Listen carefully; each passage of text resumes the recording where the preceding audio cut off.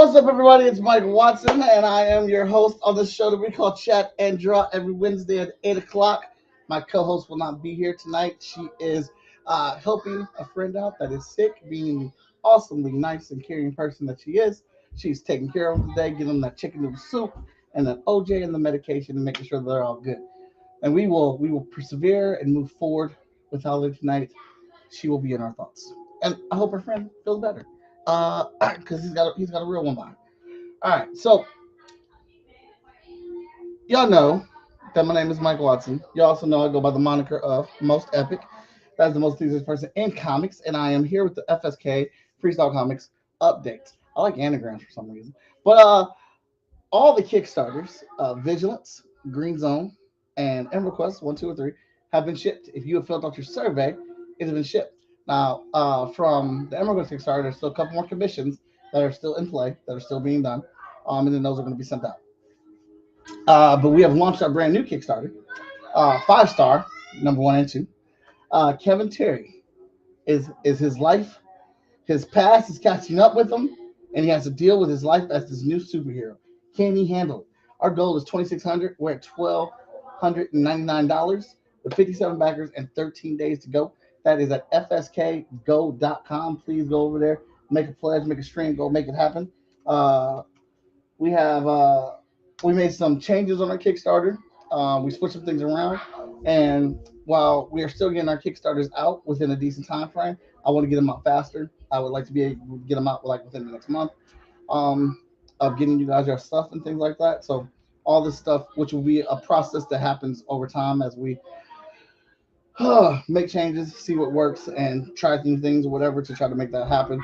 We are putting out a lot of books. It is a lot to balance, and I'm not complaining about that. I'm very happy about that because this will be our 34th comic book that we'll be publishing, and it's very exciting. It's a lot of new stuff, and it's just fun to be at this stage of the game and making comic book stuff. But with being at that stage, you're never too old to listen to other people and learn some new things and switch up how you do things. So absolutely, everything we do is trying to improve what we already have and what we do. What up, Katie? Bye, Katie. What's up?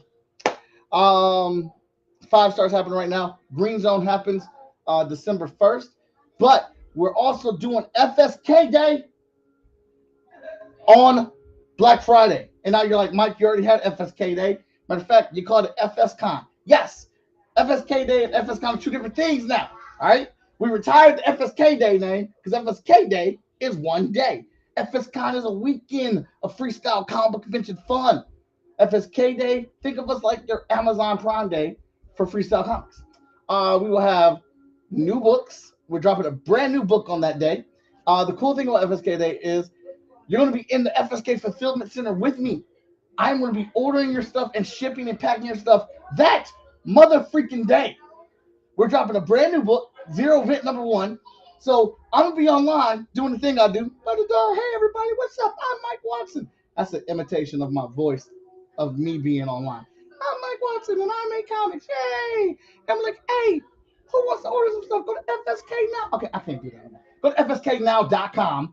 Go to our comic book website, right? Place your order. And you're like, oh, I got to have that new Zero Vent number 1 by Victor Dandridge and Mike Lancet. Let's get it. You click it. Comes across my desk like a little jingle on a bill. Oh, shoot. And I'm going to put the camera right here on my desk. I'm going to pack it.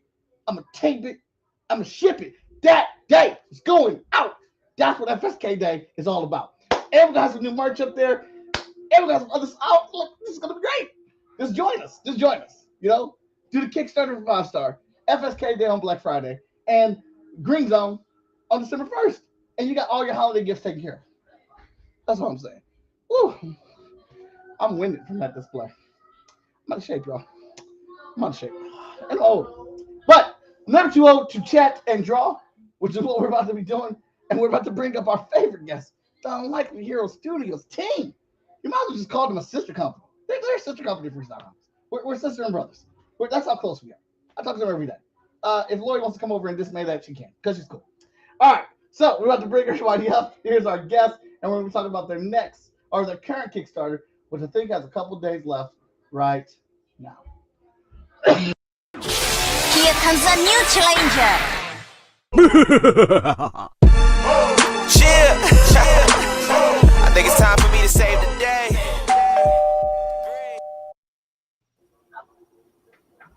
What's up, everybody? How you doing? Hey. Was that enough loud talking for you guys? Because I got a lot more of it for the show until I start drawing. It increased my energy. Like, I came in kind of low energy. I was a little tired. And now I'm like, okay, I need to be this enthusiastic. So let's go. Awesome. Lori, you are a long time bringer onto the show. You're always here. You're always on the show. And not, you're always kicking it with us. Who have you brought with us today? I'm going to make them introduce themselves, though, I think. Oh, that's perfectly fine. They have just so much shit going on. I can't introduce all of it. A lot. I guess I'll go first. Well, I'm Matt Frank. I am the character artist and co-creator of Miss Medusa's Monstrous Menagerie, which being published by Unlikely Heroes and currently on Kickstarter. I think we're at 45 hours left in the campaign. Yes. And I've worked on a lot of different stuff. I've worked on Godzilla and Ultraman and Transformers and Power Rangers and all the other stuff that I have on the shelf over here. Okay. Happy to be here. I gotta say, man, that intro was so cool, and I'm just like, man, everybody's got a cool intro but me. I gotta get a cool intro, and like not for live streaming, just in general, just for night. Well, You just walk into a room and it announces you, basically. I went to what's it called? Fiverr.com, and they have those guys do graphic design stuff for super cheap. Actually, I just found out that Fiverr actually stands for $5, like a $5 bill, because a lot of their stuff on their website is $5. That's like their base price. So it's Fiverr.com. Never knew that, and I've been paying $5 for a lot of graphics. All right. Yeah. So, all right, who else do we have? What's up? Ernst Stavro Blofeld. I'm broadcasting from my volcano fortress. I'm the head of Spectre, and also sometimes under a pseudonym, I write comics as Paul Hanley. That's what's up. All right. Unfazed. All right. So we've been on here before because I drew what was one of my favorite pictures of Miss Medusa and our character Marky from Emerald Quest, entangled in an entanglement of a picture of Miss Medusa having her wrapped up and Marky having her sword to her throat. It's one of my favorite things that I have drawn on the show. Absolutely love it. So I'm looking forward to drawing another awesome character today as soon as I get my iPad to work. So until then, we're going to bullshit for a little bit to buy myself some time. And we're going to go over here and go to the website and check out that Kickstarter. Fantastic. No, I love that. I love that art. I love that art you did of Medusa. Just it's always fun to see her drawn by other artists because it's always like, oh, interesting. Hey, that's a little different. It's just a different headspace, and I'm like, am I drawing her correctly? Should I change how I'm drawing her? Right. Awesome. Yeah. I love the piece you did, Mike, is one of my favorites for sure that someone else has done. It's amazing. Oh, thank you, Lord. Where is? All right. I enjoy very much so drawing other people's characters. I think it is super fun to get a chance to put my spin on things, or chance to put a spin on. But it gives me a lot of practice because on this show, I will tell you, I've drawn a lot of things that I would not normally voluntarily draw.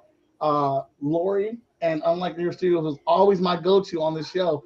It was a woman with a freaking gun every single time, and then I would come on here so all happy to draw, and I'd put it at some stupid ass 3-point perspective, knowing I hate drawing guns, but that's the situation I'm in. We got to make it complicated. But as we pull up the Kickstarter, this bad boy. Sorry, Mike. It's okay. It's okay. I think it helps make me a better artist. Yeah. Oh, look at this Kickstarter. And this is my favorite thing to always watch the video that because I love the videos that Unlikely Hero Studios does. I'm very excited about the second issue. I love the first issue. Let's see what we got here.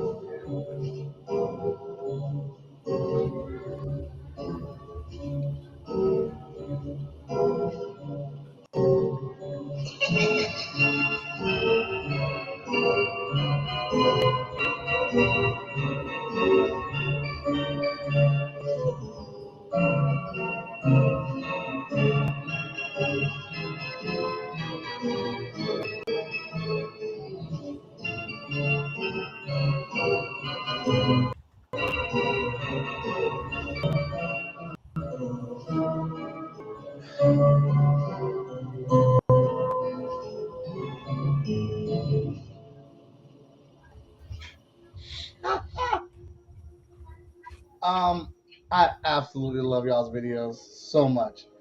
They always get me more and more interested in the book that you guys have going on, Thank and you.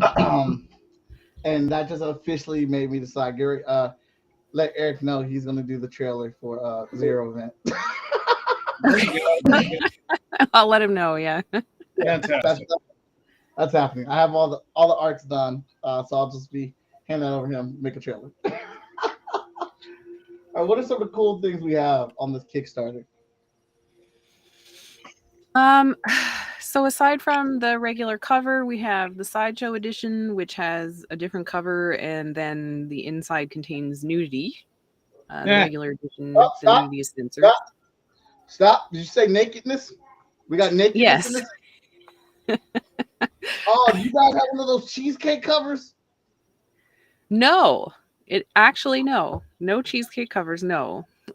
Okay. All right, well, I'm still in. Well, look, I was already in. I don't want to dismay the value of this book. I already was in for the characters and the story, but now you're talking about nakedness, so that's just a bonus. What else is in here? It's equal opportunity nudity too. There's nudity of all kinds in this issue. If I want what I want to see, there's a price for admission, so I'll pay it. We also have magnets to include to kind of build on the set that we had last time. Sick. I can give you a sec to scroll through if you want.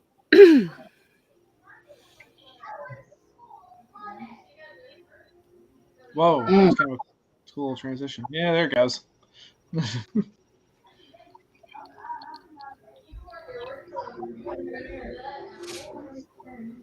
Yeah, you can see the awesome interior art.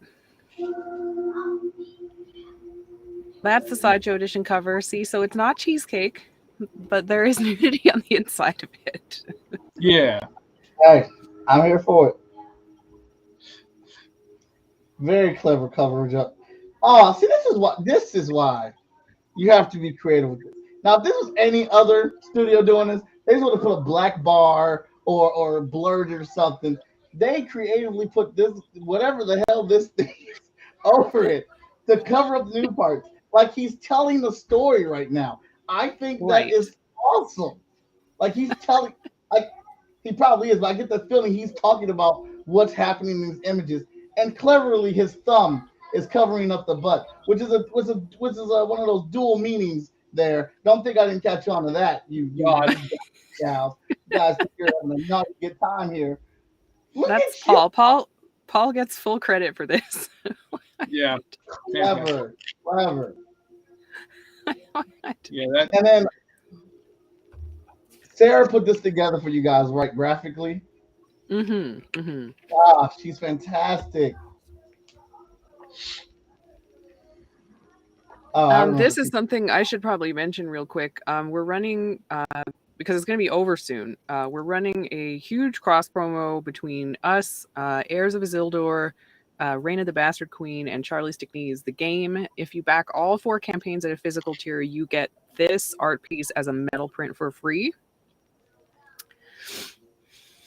And our campaign has 45 hours left. Reina, I think, ends very shortly after ours. So if you want to back all 4 campaigns and get that metal print, you need to do it right now.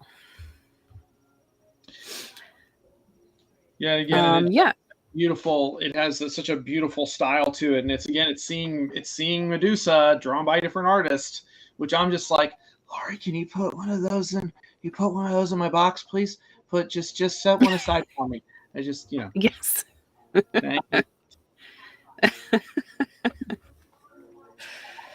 Yeah, we also have the Hot Nuts shirt, and we have the holofoil editions, and we have I think we still have a couple cameo slots left. We have some of Paul's commission slots. I think we might have 1 or 2 left. I do need some magnets. They are awesome, and if we hit 10K before the end, we're unlocking a 4th magnet. So if you pledge at the magnet tier, you will get that 4th magnet for free included with the set. And we're also doing a full-size standee of Maurice this time, in case you're looking to have a Sasquatch somewhere in your house or at the gym or wherever you need him to motivate you. There it is. Merch Master. T-shirts and the hold up. What's the T-shirt look like? I like to hear those T-shirts. Those are the magnets. That's the shirt there. It's got the Hot Nuts design on it. Yeah. You guys love are nasty little comic book minds. I should have rated this one PG-17 this episode.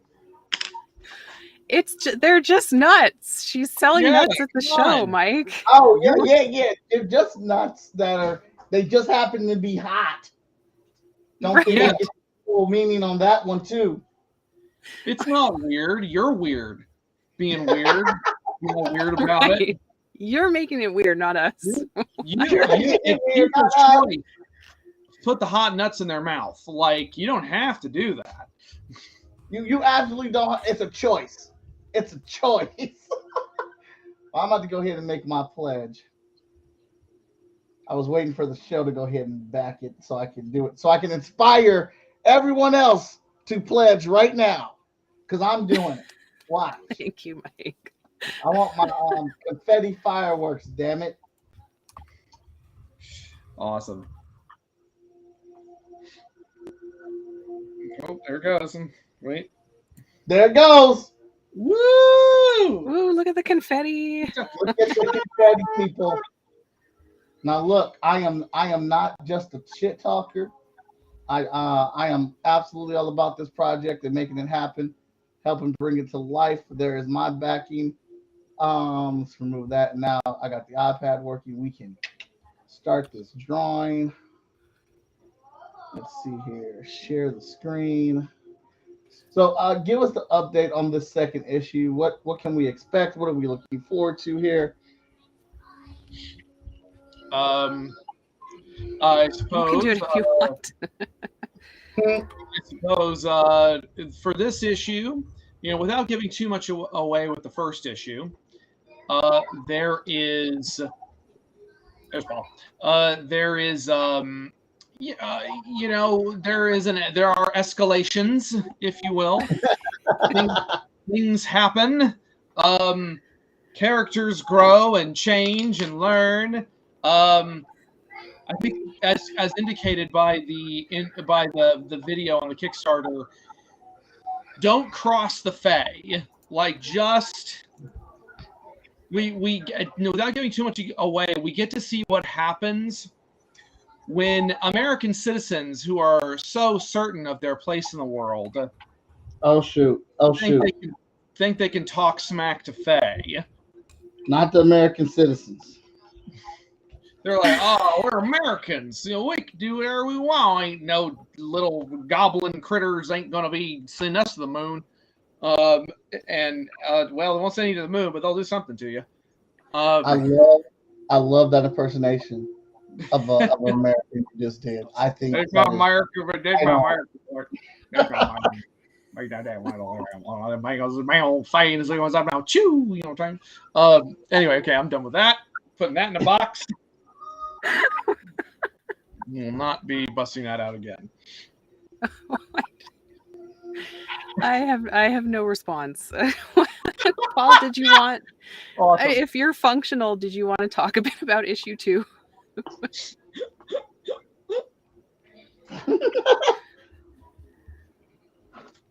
Yeah, I mean, I think Matt kind of covered it. Okay, I didn't know if you had anything to add. You know, basically 1963's version of a Karen messes with fairies. Why do I feel like I'm drawing that person right now? The reference, this one chick in the tank top and in the overalls. Is that who? No, she is not. Maybe Paul, you should talk about. I think so. You're drawing Arethusa, or no? The overalls you're drawing Ginny. Sorry. Yeah. It could be either one of them, actually. Oh no, they're both wearing overalls. Yeah, I was like, wait, no. Yeah. Are you drawing the green person or the white person? The white person. Okay. Oh boy. Okay, yeah, that's Arethusa. She's a thousands of years old. I think it's pronounced Nereid. It's a type of water nymph, and she's from Syracuse, Sicily. She's the head roustabout in Miss Medusa, which means, you know, she's the blue collar part of the circus, and about them, they're actually done. And performers, you know, are the big top. These are people who make sure that toilets get emptied and that the tents get put up, the tents get put down. They do all the hard and get none of the thanks, and usually the least pay. Yeah, and Aerith is one of our favorite characters. She's a tough cookie. Oh, I already love that. Too. Yeah, I love that. Just that gesture alone. And what else can I say about her without spoiling things? She has some interesting scars, which we don't explain, at least for a while, how she got those. But there's a story behind them. You said she has some interesting scars? Yeah, they're kind of light, but on the right side of her body and mostly her back, she has some intriguing scars, and we're not sure how she got them. Or I should say the readers aren't sure. I know. Sorry. Yeah, you absolutely know. Yeah, that's a thing. That was a thing that made that inspired me to just say, Paul, you just want to write this, because he started writing backstories to characters that like were in backup material for a book that hadn't been made yet. And I was like, well, Paul, you're the one buying all the books about circuses and learning what roustabout means. So why don't you just run with this?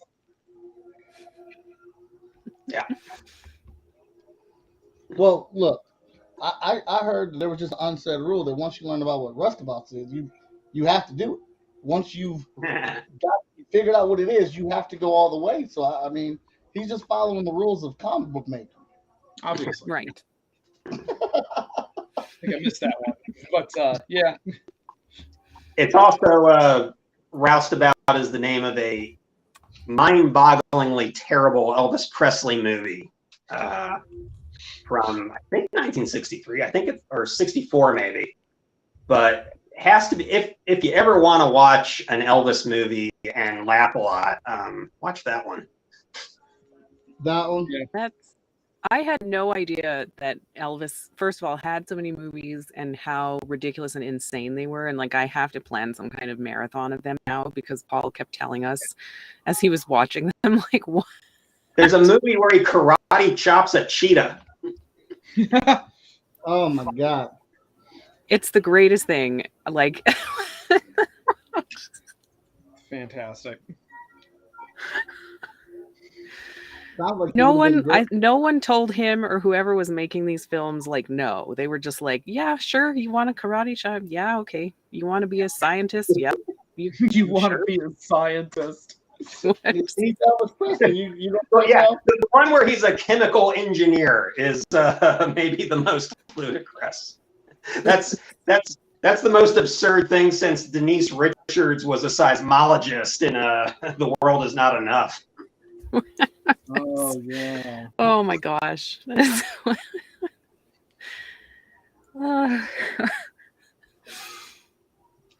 Movies are fun. Well, I wanted to put this one together after the release of the first one. Was it like as soon as you guys saw the success from the last Kickstarter? Because last Kickstarter did extremely well, just like this one's doing really good. Well, too, did you guys like say like, oh shit, we got a good one on our hands. Let's dive right back into this project and see what we do for this number 2 issue. Is that for me or Paul? Not for anybody. I mean, it seems to me like it seems to me like it was kind of a given, like as soon as it was funded. Because Paul, how many issues you have planned? 56? 56 issues. What? 56 issues, 3 volumes, 18 issues each, 3 arcs each. There you go. So this was gonna get brute forced one way or another, and I'll draw it and stick figures on my own in the mental institution if I have to. Right. But yes, yeah, we're trying to maintain a momentum on it as best we can because it's really awesome. It is a difficult book to make because we have, someone doing backgrounds and someone doing characters, which requires a lot of kind of coordination and back and forth. It's more work. But it's very rewarding when you see the finished product. Now, for those, because I know we talked about it on the last show, but in case we have new viewers today, can you explain that process? Why was that decision? Damn, we got a lot of people watching today. Look at this chat. I'm feeling y'all right now. Why was that decision made for a character artist and a background artist? It was sort of a matter of necessity, kind of not. I guess not necessity is not the word. It was just a logistical thing because Paul is also an incredibly talented artist himself, and he had already started making these environments and just like if I remember correctly, Paul, you started making environments. You started like planning out the way the lot was going to look, the way the circus itself was going to be laid out. And then at some point it was like, you were like, well, why don't I just start doing backgrounds and we can kind of use those as these prefab set pieces. It kind of streamlines the process a little bit. Okay. Yeah. We kind of noticed like as we were doing concept art, like Matt was doing character designs and I was doing set design mostly. Though I do some of the character design too. But we noticed like I could take Matt's art as long as I was coloring it and drop it in front of a background I colored, and it actually matched pretty good. Our styles meshed up, and so it's like, why don't we just do the whole book like this? And also like that way, I do the concept art once, then we can actually use it. We can use that art in the book. All right.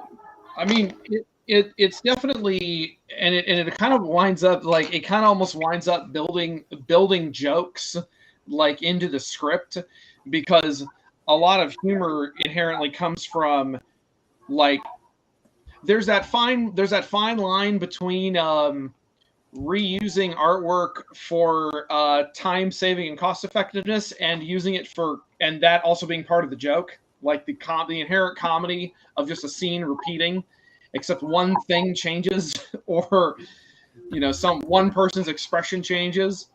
We've got a great exchange later on in issue 2 where two characters one character is talking and the other one is just listening, and one character is just using their whole body to emote, and the other character is just completely deadpan, just like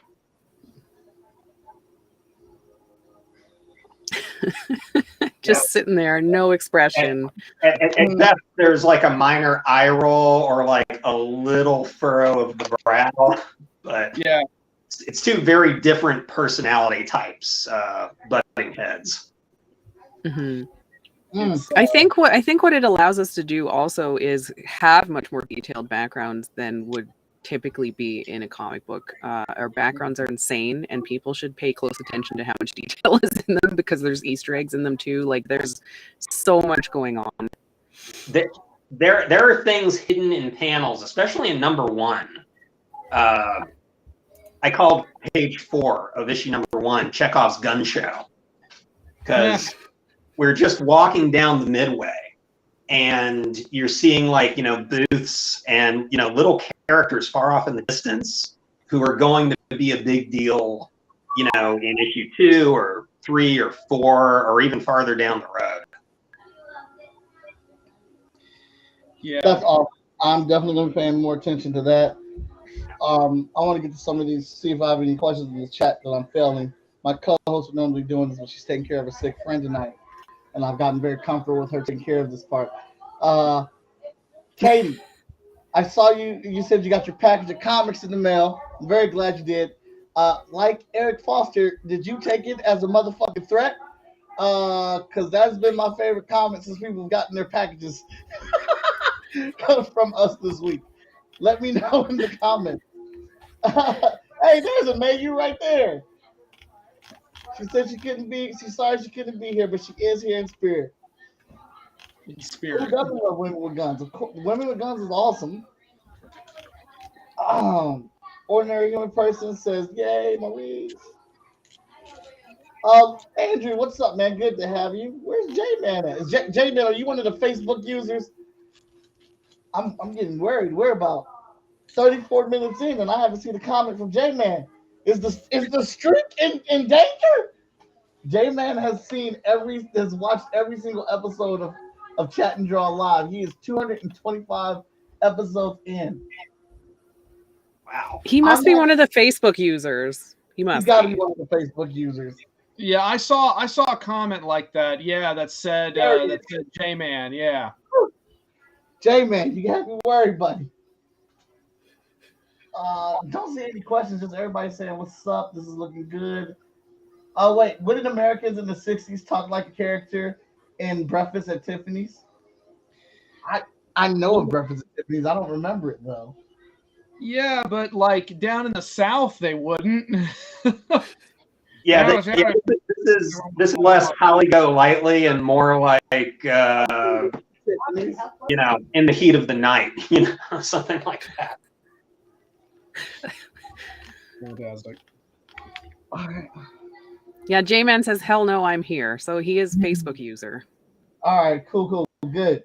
Hey, I was about to send Facebook after you, man. You was about to get a whole lot of DMs. Can't have the streak going down. Elvis was a big fan of light stalking in his movies, too. Yeah. Yes. Yeah, that good old-fashioned 60s light stalking. Right. It's very creepy. Because remember, why does Mr. Family sound so different? Different? I have no idea. No idea. Is Lori Foster doing any more live covers? I don't know what that question means. What do we mean by live covers? Maybe they mean cosplay covers? Oh, cosplay covers. Hey!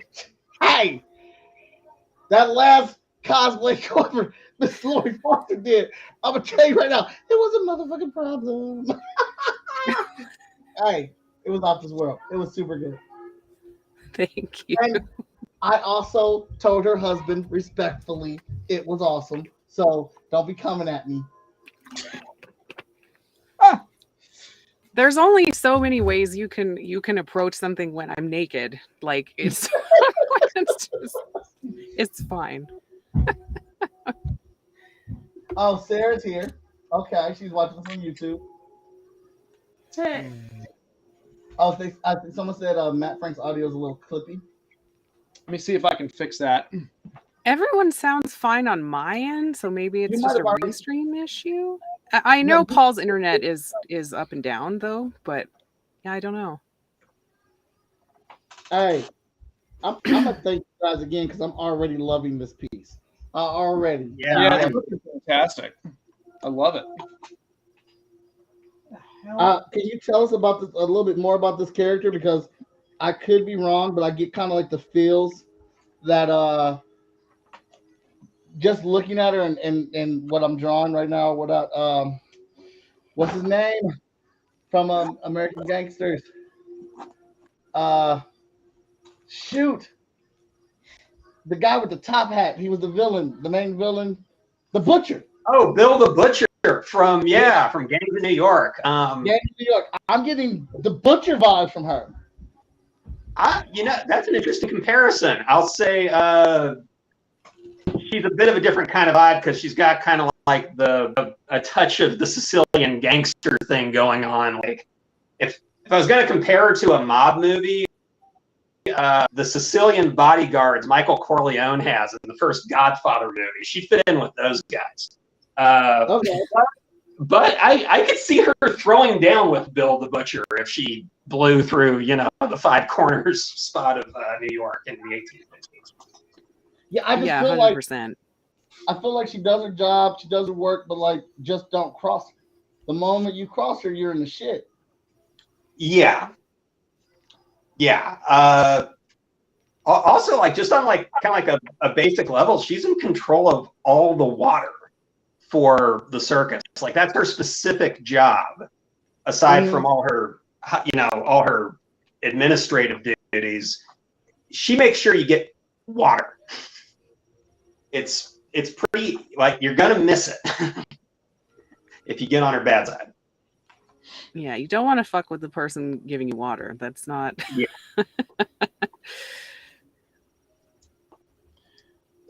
Yeah, kind of a cool thing about the book is research made us realize, like, the characters came out of the research. Like, you start reading about circus and you realize how important electricity or water is. Like, where does it come from when you're traveling circus?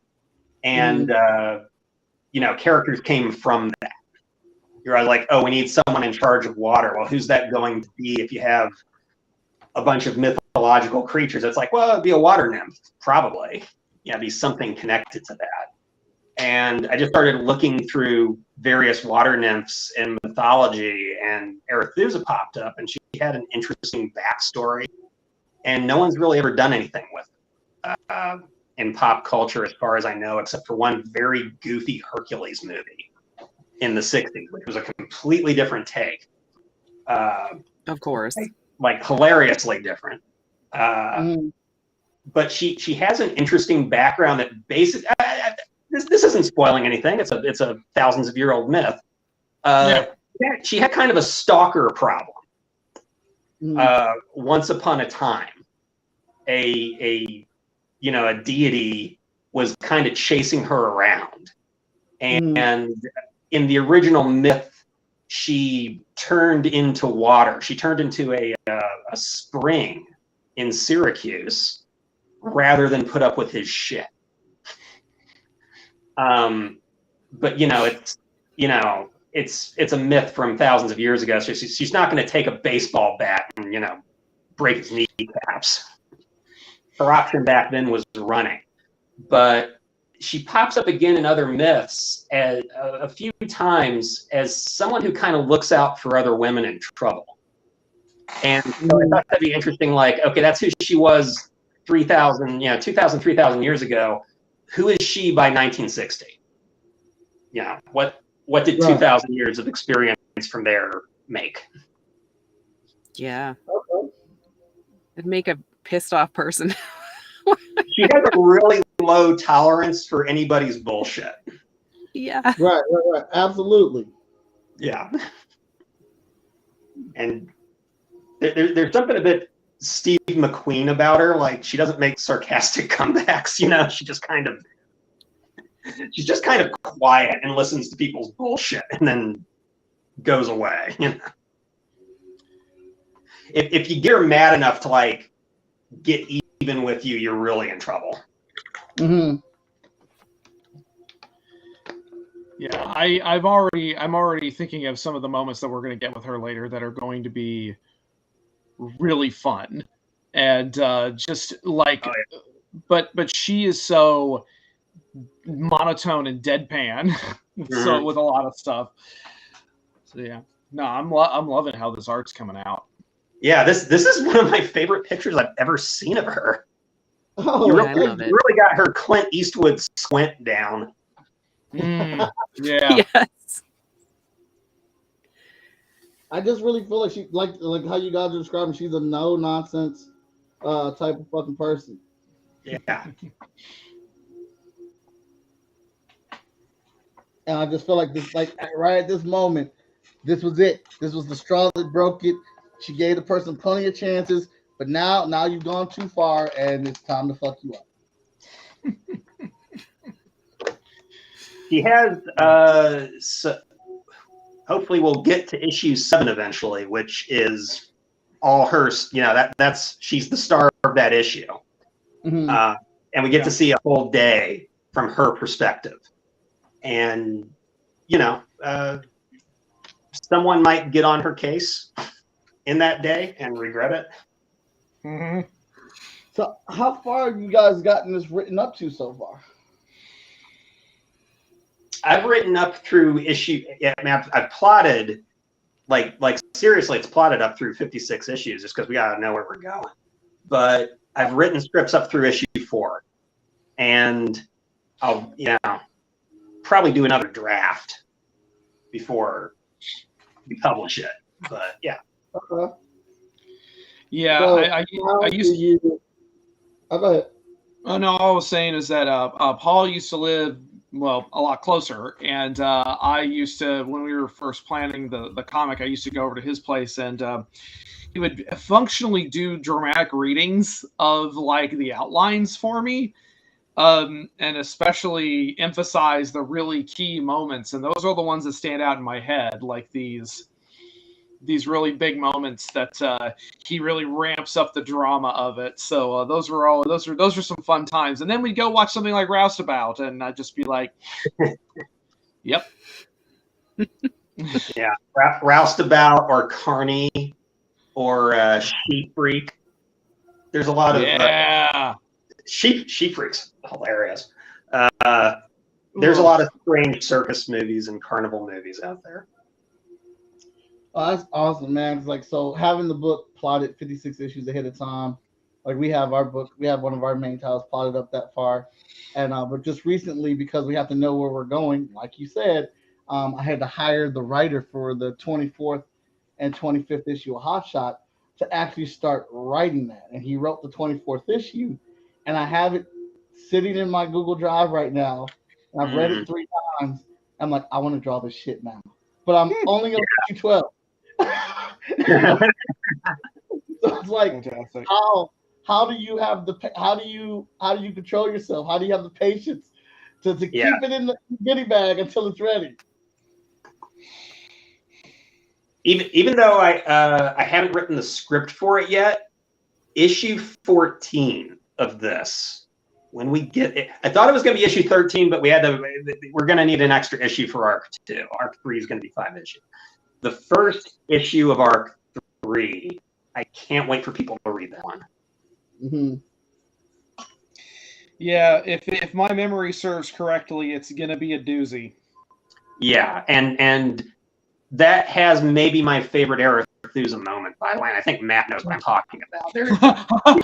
I just remembered. Okay. So. You talk about surprising the audience. Oh, that's awesome. See, I love it.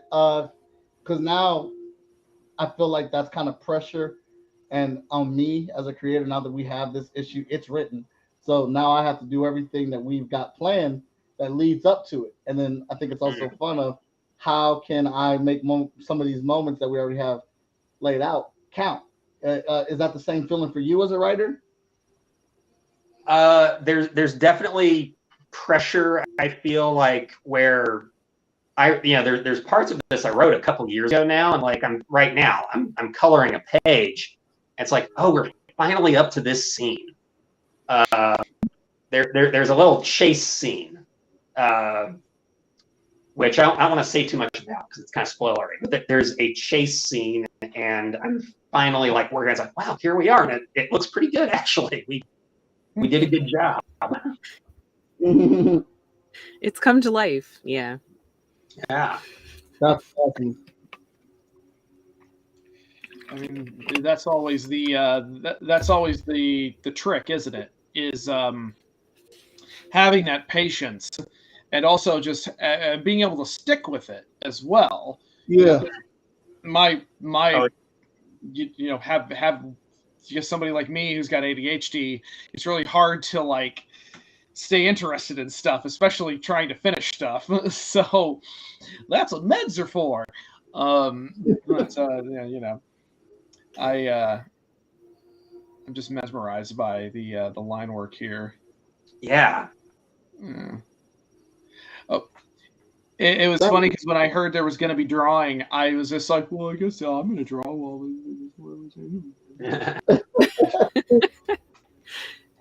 yeah. Well, you're drawing and Paul's coloring and Mike's drawing. I feel left out. I need to ink something. Yeah. Don't worry, Lloyd. I'm gonna have something for you to ink here in a couple days. I'm working on Hotshot 12, and I'm on the second and third page right now, and it's hard to draw. I was telling my wife this. It's kind of hard to get through this page because in this issue we're dealing with spousal abuse, and this is actually an image I'm drawing of my stepfather choking my mom out. As fun! It's coming to save him. And then I have my sister beating on his back, trying to get him off of him, but he can't because he's possessed basically or whatnot. And it's a double page spread, and there's a ton of detail into it. And then like there's a certain point I have to take breaks from drawing it. And no kidding. I told my wife, like, yeah, this is taking me much longer than it should be. And like, it's honestly the page that's holding things up for me because I'm drawing my mom in this situation. And then my wife was like, are you taking breaks to shoot stuff in between? I was like, yeah, I'm definitely taking breaks to shoot things in Destiny in between. So you let out the rage and frustration, you come back to it and work on it a little bit, let out more rage. Yeah. Oh man. I feel like that's healthy. Yeah, I think it is. Yeah, I mean, I had some stuff happen recently, and one way I've been able to kind of decompress is I am back pushing the Mongols into the sea in Ghost of Tsushima, and I just found that there's a whole separate DLC island that I didn't even know was in the main game after downloading it. Yes. I don't know if you told me that, Laurie. I know you told me about the multiplayer stuff, but yeah, the island stuff. You have to. Yes, I didn't know you didn't have that. No, I just downloaded it. I'm having a real good time with it, and it feels good. It feels good. I've even got it on hard game plus mode basically, and I'm just like, oh yeah. And I've been on the mainland, and I've just been like, oh, I just this is fine. Am I too good at this game? And now I'm on the little island, and I'm just like, oh my hubris. Yeah. The expansion content, they're all better. They all seem to be better. All of the enemies seem to be a little smarter. They have more armor.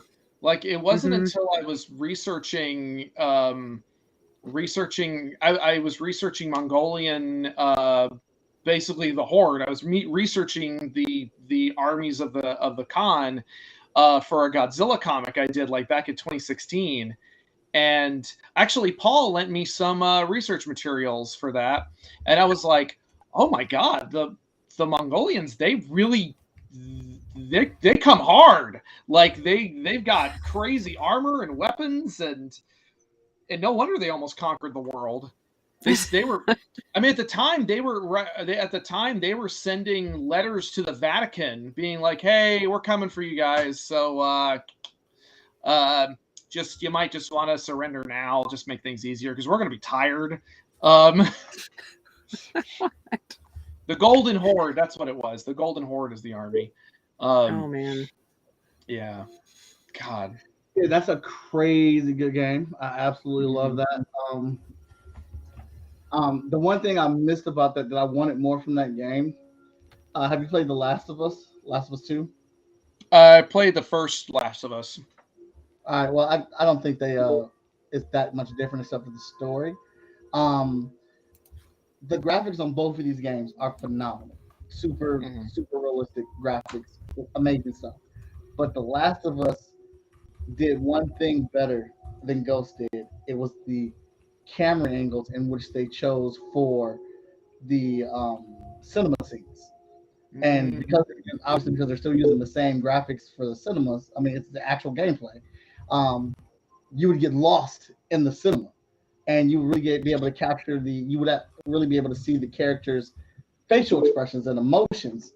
So that would charge up for me, it would charge up my commitment to the game. And Ghost had kind of like the same stakes, but because I wasn't getting that same viewership of their face or their facial expressions to really capture their emotion, I wasn't all the way locked in the way I wanted to be, like I was in Last of Us. Well, I mean, they definitely put. I think that Tsushima focuses more on atmosphere. I think is their whole thing. They want this range of atmosphere and environments and particle effects, whereas Last of Us is more about this deeply intimate, deeply upsetting experience. Right. Whereas so I mean, honestly, I was playing when I loaded it up, like Ghost of Tsushima when I started playing it again, I was like, oh, this isn't as detailed as my brain remembers it being. But I think that's a testament to the kind of the artistic sleight of hand of like essentially blinding you with atmosphere effects and flower petals. And that's a very good point. And I think it's a valid point. When I first played that game and my daughter was sitting next to me, and it gets to the opening scene where he's riding across the grasslands and he kind of leans into it and the sun's rising. My daughter looked and she was like, "Dad, this game is beautiful." And she has never said that about any of the games that I played. And she's right. And you're right. The atmosphere of that game is absolutely crazy good. Like painstakingly good. Yeah. It's open again tonight. I did see a question that I think would be fun to answer if that's all right. Yeah. Yeah. Legends Storm TV, who I'm glad I reminded you to take your meds. He also was talking about how my work on projects like Power Rangers and Godzilla helped me work on this book. And I don't know if it was specifically anything about either any of the properties I've worked on so much as it is just experience, like just a mountain of experience behind me. And because each project is a little bit different, each project has a different vibe to it. But you try to take what you've learned what you've learned from previous experiences and apply it to whatever you're doing currently. And I will say, I don't think I'll ever do another monthly book again because I did that for like 3 years for Godzilla. And it's hell. Like, it's just not. The only way I think I'd be able to do that is if I was only penciling it. And while that is fun to do, depending on the project, I'm also a little bit of a control freak, and I kind of like, and also kind of my sense of pride sometimes. You feel that that's pride fucking with you. It's that feeling of like, well, but it's not me all the way through, which is obviously a fallacy because lots of different hands go into comics. I'm not coloring the pages. Laurie bailed my ass out of 2 different inking scenarios recently. Laurie actually fully inked, like 99% inked the Spectre Man book that is coming out in February recently. So yeah, it looks really good. It looks really good. Space. Actually, I was speaking of Godzilla. I was over here drawing Gigan. I couldn't help myself because tomorrow is Godzilla Day, and it's also Gigan's birthday, which is another character from the Godzilla universe. So I couldn't help but do my own version. Of course. Yeah, and they're doing that short awesome. film, that Godzilla versus Gigan short film. They're gonna have it's going up tonight, I think. And I'm just like, oh, I want it in my face hole because it's all practical effects and it's all like it's just 2 dudes in a miniature city just clobbering each other in 100-pound latex costumes. Yes. So excited. Absolutely. So, what did you think of the most recent iterations of Godzilla? What did you think of King Kong versus Godzilla? Oh, yeah, Godzilla versus Kong was fun. It was it's very goofy. It's very cartoony, and I was kind of okay with that. The new movies have been such a wide gamut of like the first one, the Godzilla 2014, was such a weird, somber, apocalyptic disaster movie mood piece. Even though it was a little boring for like the middle 45 minutes or so. And then King of the Monsters is also like the most expensive fan fiction I've ever seen. And then Godzilla vs. Kong is basically a cartoon, and I'm fine with all those things. Yeah. It's all okay. Yeah. Go ahead, Laurie. Go ahead. No. I was going to completely derail the chat and say we're over 9,000 on Medusa right now. We just yeah! Fantastic. Cool. Now you said that, it's going to go back down like 8,999. No, forget I said anything. You can't. Can't take it back. Yeah, 9014. Very cool. That's fantastic. Thank you, guys. Yeah. Oh yeah. Sarah's in the chat talking about how because Godzilla against Mechagodzilla is having screenings tomorrow, and I'm gonna go see it. Sarah's gonna go see it. Laurie, I sent you a DVD. I have it's it. not playing anywhere near you. No, too much bumblefuck, too far in the middle of nowhere to watch it. It's sad. Yeah, and then we're all going to talk about it. We're all going to talk about it on Monday for Matt's Monster Movie Monday. Okay. Yeah. It's on Hulu as well. Cool. So you have options, Laurie. I didn't. Hulu just like randomly has shit and then it disappears 2 weeks later. I swear. Yeah, like I can't keep track of what's on Hulu. Hence why I just sent you a DVD because I was going through my stuff, but I'm like, I have like 40 extra Godzilla DVDs and Blu-rays that I don't really need anymore. Not to say that I don't still have Blu-rays of stuff, but I didn't need all these extras. So I was like, I'll just send this to Laurie and Sarah. I have a massive wall of Godzilla movies to make my way and kaiju movies to make my way through. I'm gonna be an expert. Yes. That's a good thing to be. Mm-hmm. Oh boy. Yeah, if we can hit so the $10,000 stretch goal is we're unlocking the Stavros magnet for everyone getting a magnet set for free. And then we were talking about the next stretch goal after that. If we can make it, I was thinking maybe unlocking the Sideshow edition holofoil, because I was thinking that cover would look really nice in a holofoil, and we're only offering the regular cover in holo right now. Fantastic. Let's see if there's any update there. Oh, come on. Okay, well, it didn't go down. That's good. Hey, that's there are 389 backers. Very nice. I was just awesome. I was just at a convention in Corpus Christi, and I met a cosplayer down there who already has had experience cosplaying as snake women, and she's already like, yo, if you do another signing or an event or something for Miss Medusa, I will put together a cosplay. And yeah. So I'm just like, right on. We'll have to make that happen. What are you gonna say? No? Like, yeah, of course. Let's go. Dare you? Get out of here with that. I'm gonna try and find their Instagram while I'm thinking about it.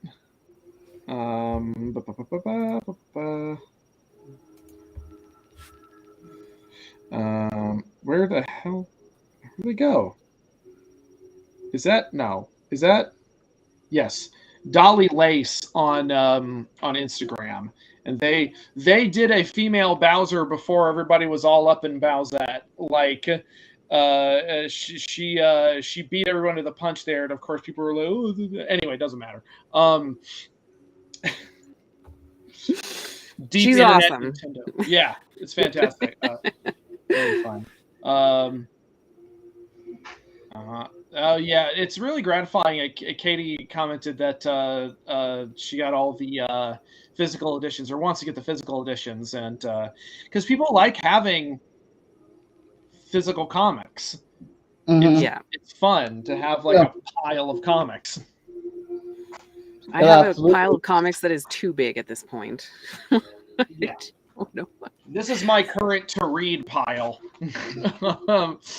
Yeah. Yeah. I think I have an entire long box that I need to read at this point of indie comics that I've backed and I haven't had time to read. It's bad. But I love all you guys, so I want to back your shit. I'm gonna run a commercial right now from one of our many great shows on the network for Agents of Geekdom. You guys should go ahead and check out our network, subscribe to it. We are on Twitch and YouTube. We're up to 8 shows now. We just put a new show up on Saturday morning. But go ahead and check out the Agents of Geekdom network. Here's a commercial.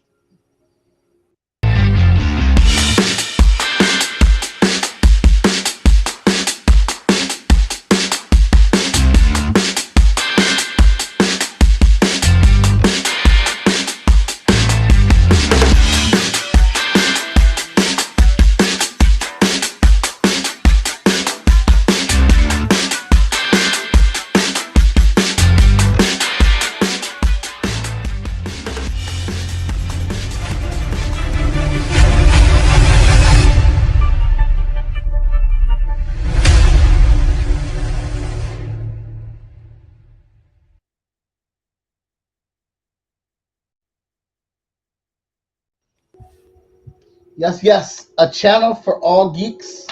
Monday through Sunday, we have content every single day. At different times, most of the time at nighttime is where our content is. So you guys should go ahead and check that out. Tons of good stuff on those shows. Lots of high caliber content. But the drawing is done, and what I was in the process of doing was going ahead and doing the replay of how it was going up there. So if you guys want to put together one last shout out for why people should back and pledge the campaign, I will go ahead and put the link in there one more time. Sure, yeah. uhstudios.com/kickit.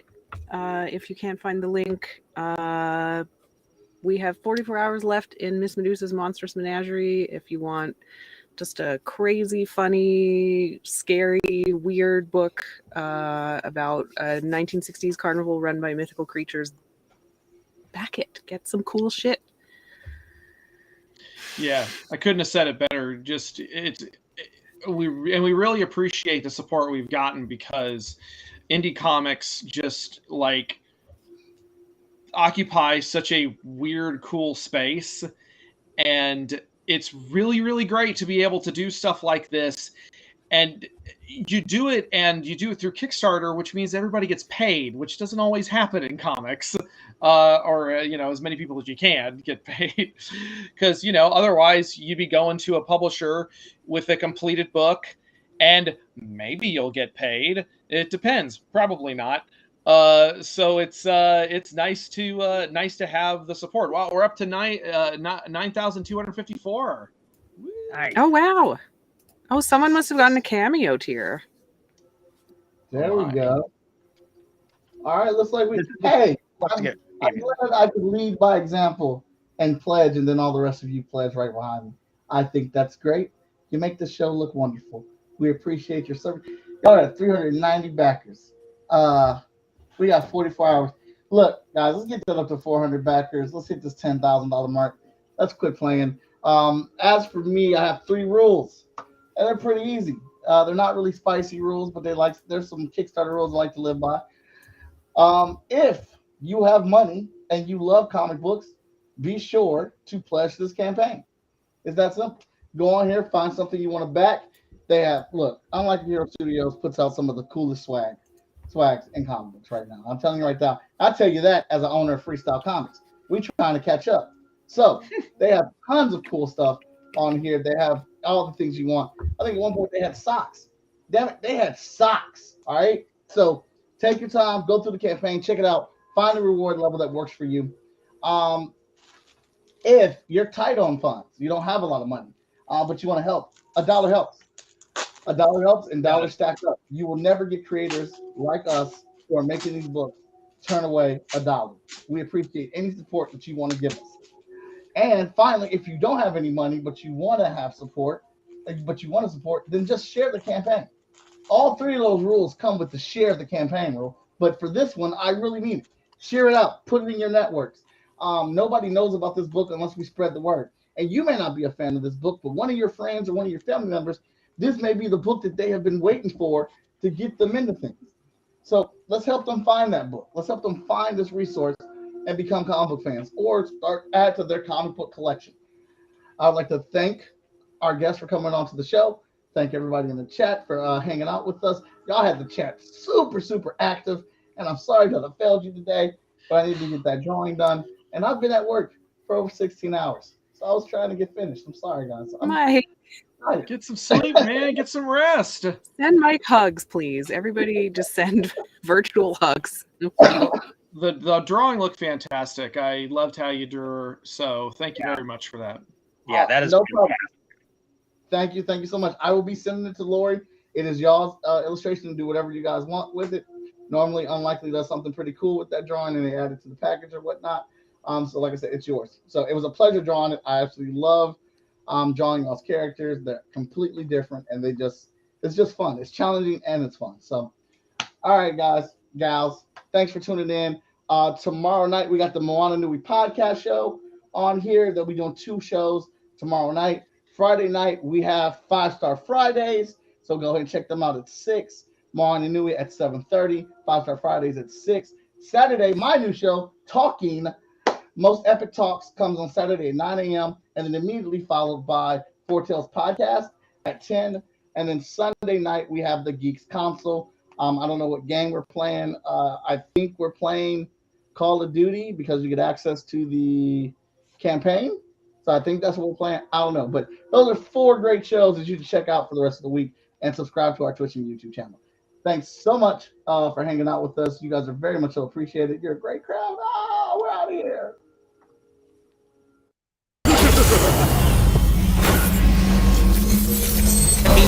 I think that I should ask Mr. Watson. I think that I should ask Mr. Watson. I think that I should ask Mr.